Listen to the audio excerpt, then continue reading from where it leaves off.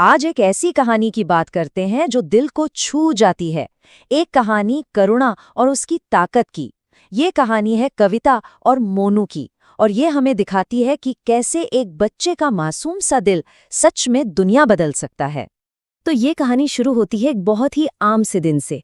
एक छोटी सी बच्ची है कविता, जो अपनी माँ के साथ स्कूल जा रही है, लेकिन उन्हें जरा भी अंदाजा नहीं था कि ये दिन उनकी जिंदगी को हमेशा हमेशा के लिए बदलने वाला है। होता ये है कि रास्ते में कविता की नज़र एक छोटे से लड़के पर पड़ती है। वो सड़क पर खेल रहा था और पास में ही उसकी माँ भीख मांग रही थी। ये एक ऐसा सीन है जिसे हम शहरों में अक्सर देखते हैं और शायद अनदेखा करके आगे बढ़ जाते हैं। देखिए, एक बच्चे का दिल कितना साफ होता है ना। कविता को उस लड़के में कोई गरीबी नहीं, कोई मैल नहीं, बस एक दोस्त दिखाई देता है। लेकिन उसकी माँ सुनीता का नजरिया बिल्कुल अलग था। और यहीं पर हमें वो फर्क साफ साफ दिखता है, एक बच्चे के खुले दिल और एक बड़े की सोची समझी दुनिया के बीच का। जहां कविता को दोस्ती दिख रही है, वहीं उसकी माँ को सिर्फ गरीबी और गंदगी। वो जो देखा था ना, वो कविता के मन में घर कर गया। क्लास में तो बैठी थी, पर दिमाग तो उसी लड़के के बारे में सोच रहा था। उसके मन में उस लड़के के लिए गहरी सहानुभूति जाग रही थी। लेकिन फिर कहानी में एक ऐसा दुखद मोड़ आता है जिसकी किसी ने कल्पना भी नहीं की थी। अगले ही दिन जब कविता और उसकी माँ स्कूल जा रहे होते हैं, तो उन्हें उसी जगह पर बहुत भीड़ दिखाई देती है। कुछ बहुत गलत हो गया था। वहां जाकर पता चलता है कि उस लड़की की माँ एक एक्सीडेंट में नहीं रही, और वो छोटा सा बच्चा अब बिल्कुल अकेला अपनी माँ के पास बैठकर बस रो रहा था। सोचिए, एक ही पल में उसकी पूरी दुनिया उजड़ गई थी।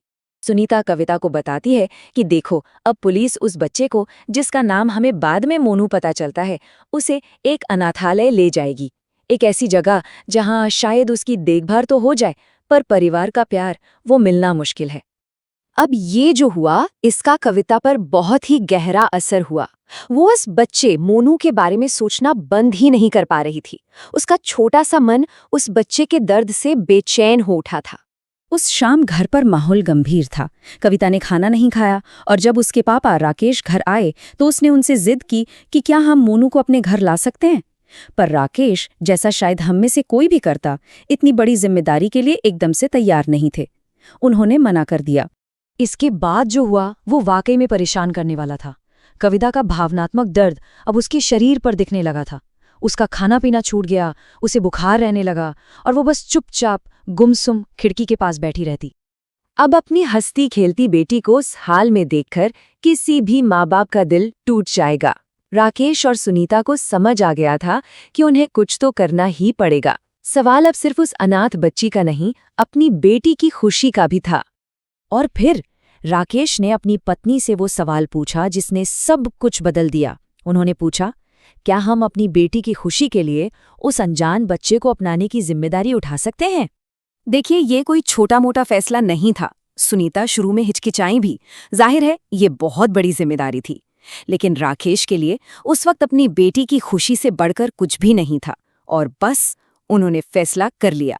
और जैसे ही उन्होंने कविता को ये बताया, अरे कमाल हो गया, उसकी सारी उदासी, सारा दुख एक पल में गायब। चेहरे पर वो पुरानी चमक लौट आई, और उसने फौरन अपना नाश्ता भी खत्म कर लिया।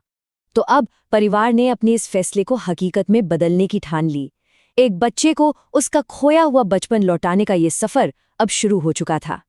तो उन्होंने सबसे पहले पुलिस स्टेशन से पता किया, फिर अनाथालय पहुंचे, गोद लेने की जो भी कानूनी प्रक्रिया थी उसे पूरा किया, और आखिरकार मोनू को घर ले आए।